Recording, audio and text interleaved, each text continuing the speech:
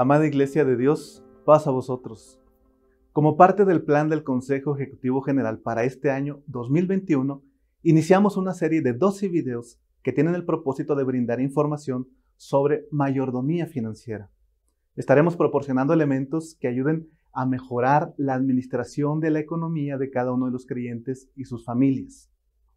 El primer tema parte de una pregunta: ¿finanzas para cristianos? Comenzar esta serie con una pregunta no es causado por la duda, porque preguntarse sobre las cosas es la manifestación natural que surge cuando tratamos de encontrarnos con la verdad. La verdad es explorar posibles respuestas sobre el qué y los porqués de la vida. Por esto es que las Escrituras describen perfectamente lo que es y lo que existe, con el fin de proporcionar las respuestas que necesitamos para vivir de una manera correcta. Dios nos enseña a través de preguntas, y esas las tenemos que responder. Dios pregunta al hombre: ¿dónde estás tú?, preguntó a Adán, para que él mismo descubriera su desobediencia. ¿Dónde estabas cuando yo afirmé la tierra?, pregunta Job, para ubicarlo como criatura. Jesús también hace excelentes preguntas. ¿Quién dice la gente que es el Hijo del Hombre?, preguntó a sus discípulos. ¿Eres maestro en Israel y no entiendes esto?, dijo a Nicodemo. Pedro, ¿me amas?, preguntó a este discípulo. También el hombre se hace preguntas en las Escrituras. ¿Qué es el hombre para que tengas de él memoria y el Hijo del Hombre para que le visites? Si el hombre muriere, ¿volverá a vivir? Hacer preguntas ha sido la forma en que la humanidad verbaliza lo que sucede. Sin embargo, hacer preguntas en sí mismo no siempre garantiza que elaboremos una teoría que describa la realidad. Si la respuesta no nos lleva a describir con la mayor exactitud aquello que sucede o que es, probablemente el problema no esté en la respuesta, sino el problema parta de la pregunta. Este es el motivo de iniciar una serie con una pregunta: ¿finanzas para cristianos? Es una invitación a descubrir la realidad sobre este tema. ¿No es contradictorio? ¿Como creyentes deberíamos preocuparnos por nuestra economía? Nosotros, a quienes se nos dice que no pongamos nuestra vista en las cosas que son de la tierra, sino en las de arriba. Pues sí, finanzas para cristianos. Y para acercarnos a responder, quiero expresar que, en primer lugar, debemos sentirnos seguros de que lo que vamos a hacer por este medio es buscar una respuesta que esté perfectamente validado por las Escrituras. La Biblia aborda los temas necesarios para mantener sanas nuestras finanzas. Sin embargo, las respuestas no siempre están en la superficie, no siempre saltan a la vista en el texto bíblico. Algunas de estas respuestas se encuentran como los diamantes, en niveles profundos de interpretación, pero que cuando salen a la luz descubrimos que son perfectamente congruentes con los principios bíblicos y describen de manera convincente la realidad de lo que existe. En el ámbito financiero es un tema polémico, pero no solo en el sentido de los afanes de la vida, sino que incluso es un tema que ha orillado a algunos a alejarse de Dios. La realidad en el mundo a algunos les causa decepción. ¿Por qué? Porque algunas de las preguntas famosas entre los que sostienen el ateísmo son: ¿por qué existe la pobreza? ¿Por qué Dios permite que haya hambre en la tierra? Y si escalamos estas preguntas a otras áreas, ¿por qué existe la violencia? Y la pregunta que se hacen los más duros incrédulos: ¿por qué existe el mal? Y entonces, en la construcción de teorías que respondan a estas realidades surge una hipótesis. Por cuanto existe la pobreza, el hambre y la muerte, entonces Dios no existe. ¿Qué clase de Dios permitiría la fatalidad que existe? ¿Qué clase de Dios, teniendo el poder de detener toda especie de mal, deja que sucedan las cosas que nos hacen daño? Sin embargo, como hemos dicho, una teoría verdadera o falsa lo será en cuanto que describa la realidad. Si esta teoría describe lo que es y lo que ocurre, entonces es verdadera. Y si no lo hace, es falsa. Pero recordemos que para que haya una respuesta válida, la pregunta también tiene que ser válida. Y a pesar de que parezca el planteamiento lógico de esta pregunta, no es correcta por lo siguiente. Hay elementos en la realidad del mundo que son incausados, es decir, no tienen una causa que los origine, sino que son el estado natural de la existencia. Así que la pobreza, el hambre, la muerte son incausadas porque es el estado natural del universo. Y para demostrar que la pregunta no es correcta, podemos someterla al testimonio escritural que se encuentra en el libro de Génesis, donde en su primer capítulo se demuestra que la naturaleza del universo es el desorden, el vacío y la oscuridad. Porque el universo no se podría describir en términos físicos, de acuerdo a Génesis, como una realidad fría, oscura, desordenada y vacía. No existen causas para la oscuridad, para el desorden, para el vacío, porque son realidades incausadas. Lo que sí tiene causa es el orden, la luz, la vida, que son creados por la intervención de Dios. Entonces, la oscuridad no tiene explicación. Lo que hay que preguntarse es ¿por qué existe la luz?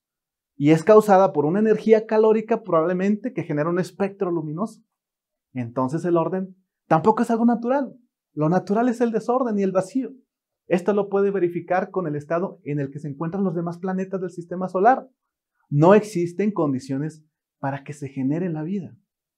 Y por último, la vida no es algo natural. La vida es el resultado de la intervención de Dios. ¿Por qué existe la muerte? Porque Dios creó la vida. Y cuando uno muere simplemente regresa al estado natural de la no existencia. Quiere decir que mi fe en Dios tiene mejores preguntas que los postulados de quienes no creen en Él. Porque mientras que los incrédulos se centran en lo negativo, como la muerte, el sufrimiento o la injusticia para anular de su vida a Dios, nuestra fe sostiene que Dios ha creado la vida y que en Dios existe la luz y que Dios ha creado todas las cosas de esta realidad. Creemos en Dios no porque existe el mal, sino todo lo contrario, porque su intervención ha causado, es decir, ha originado el bien. Porque como dice Hebreos 11:13, de modo que si todo lo que fue creado se hizo de lo que no se veía. Pues en este sentido la pobreza también es una de las realidades incausadas de este mundo. Así que no debemos de preguntarnos de las causas de la pobreza, sino más bien preguntarnos por las causas de la riqueza. La pobreza es el estado natural del ser humano. Y la Biblia lo describe perfectamente en la declaración de Job. Desnudo salí del vientre de mi madre y desnudo volveré allá. Jehová dio, Jehová quitó. Sea el nombre de Jehová bendito. Entonces, es un enredo y una falacia preguntarnos por las causas de la pobreza, sino que debemos encontrar la manera en que planteamos que la humanidad ha estado saliendo de la pobreza poco a poco, pero de una manera muy exitosa, porque la pobreza y el hambre y la falta de recursos para sobrevivir han sido las características consustanciales de la humanidad hasta tiempos relativamente modernos. La sociología moderna y una cantidad de economistas se han esforzado por decir que el capitalismo, la civilización, causa la pobreza. Pero si nos situamos en un ciclo de comparación histórico a lo largo del tiempo, encontraremos que antes de hace unos 250 años, en que inicia la era moderna, el 98% de la población mundial era pobre. La pobreza y el hambre han sido características de la humanidad hasta tiempos relativamente modernos. La humanidad ha estado saliendo de la pobreza en un tiempo relativamente corto, muy exitoso de tal forma que ahora la medición indica que la pobreza disminuyó a un 15% a nivel mundial. ¿Y qué hizo esta grande diferencia? La multiplicación y la transformación de la materia. No es un secreto, hermanos, que los países industrializados son aquellos que transforman su materia generando un valor agregado a sus productos. Y que los países pobres, aunque posean grandes cantidades de riqueza en sus bosques, ríos, en sus recursos naturales, al no estar industrializados para generar valor agregado, venden sus materias primas tal como las encuentran en la naturaleza. Vendes la mano de obra barata de los pobladores. La mayoría de los países latinoamericanos somos países ricos en recursos, pero empobrecidos por la falta de mecanismos y competencias que nos permita comercializar los productos. Por lo que se trata de países ricos, pero empobrecidos. Mientras que en los países industrializados, no contando con muchos recursos naturales como los que tenemos nosotros, son países muchas veces pobres de recursos, pero enriquecidos, porque aportan grandes capitales para invertir en mejorar la calidad de sus productos. Y quiero referirme para terminar a dos elementos que permiten que las personas cambien su situación económica y que tienen que ver con esto último que acabamos de mencionar. En primer lugar, recurriendo nuevamente al Génesis, pero ahora en su capítulo 2, verso 8, dice la palabra que Dios plantó un huerto en Edén. Y posteriormente, en el verso 15 del mismo capítulo, dice, el escritor que tomó Dios al hombre y lo puso en el huerto del Edén para que lo labrara y lo guardase. Y estas dos escenas, la primera presenta a Dios plantando en un huerto y la segunda que presenta al hombre labrando la tierra, no son otra cosa sino la transformación de la materia. ¿Para qué se planta un huerto? ¿Y para qué se llama a alguien para que labre como Dios puso a Adán en el huerto del Edén? Si había todo género de frutos en abundancia, pues para potenciar, hermanos, aún más los recursos que ya existen. Dios le está dando una lección de mayordomía al hombre. Trabaja la tierra, haz que produzca de una mejor manera. Plantar y labrar son actos que potencian lo que encontramos en la tierra en su modo natural. Naturaleza, Dios, hombre, mejores resultados. ¿Y en qué términos estamos uniendo el concepto mayordomía en los procesos financieros? Bueno, generalmente hemos hecho una definición sobre mayordomía en términos de cuidado y resguardo. Pero mayordomía, en términos bíblicos, no es resguardo. Mayordomía es multiplicación. Es mejorar aquello que encontramos en el mundo al que nos han encargado potenciar. La humanidad deberá multiplicarse para llenar la tierra, pero también deberá multiplicar lo que la tierra produce para que exista alimento suficiente para todos.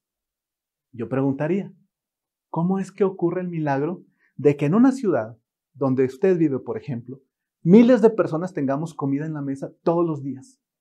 Por lo general 3 veces al día, sin que nos dediquemos a sembrar, cultivar, cosechar lo que comemos. ¿Se había hecho antes esa pregunta?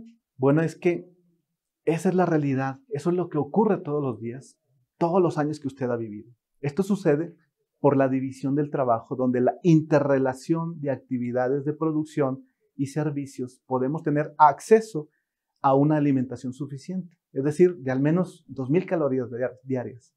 La mayordomía, es decir, la multiplicación que Dios pone en nuestras manos, ha sido el factor que permite no solo una buena alimentación, sino también la mejor calidad en la vida, por medio de la intervención de máquinas, herramientas que facilitan el trabajo, pero también de los avances científicos que en áreas de la salud, sin temor a equivocarme, ha salvado de la muerte a nuestra generación. ¿Cómo lo ha hecho? Creando mejores medicinas, multiplicando los métodos de producción de alimentos, atendiendo mujeres en la etapa de gestación junto con el embrión, eliminando cada vez más el trabajo que involucra la fuerza física, sustituyendo la fuerza humana por la fuerza animal, pero después por las máquinas que hacen el trabajo pesado por nosotros. ¿De qué otra manera? Con mejores métodos de higiene que nos alejan de las enfermedades que antes mataron a miles de personas, contando con agua potable en su casa y un sinfín de elementos que hacen que el índice de calidad de vida sea mejor para cada generación. Cuando se fomenta el ahorro y las inversiones, las personas pueden dedicarse a algún área que permita mejorar la calidad de vida, por lo que el tema financiero no solo es un tema de valor monetario, sino que por medio del incentivo del pago por algún producto o servicio, las personas contribuyen en su conjunto a mejorar la situación de la sociedad. Por ello el tema de esta serie es mayordomía, finanzas para cristianos, ¿sí? Porque los creyentes debemos contribuir en la mejor calidad de vida, siendo luz en la oscuridad, no adormeciendo nuestras potencialidades, porque Dios nos hace la invitación de contribuir por el bienestar de nuestra sociedad y a mejorar el mundo en el que vivimos. Esperamos que estos temas puedan dar claridad sobre la importancia de mantener finanzas saludables en nuestra familia, como un compromiso que todo creyente debe tener. Que Dios los bendiga, hermanos. Les agradecemos y les invitamos al siguiente video. Dios los bendiga. Paz a vosotros.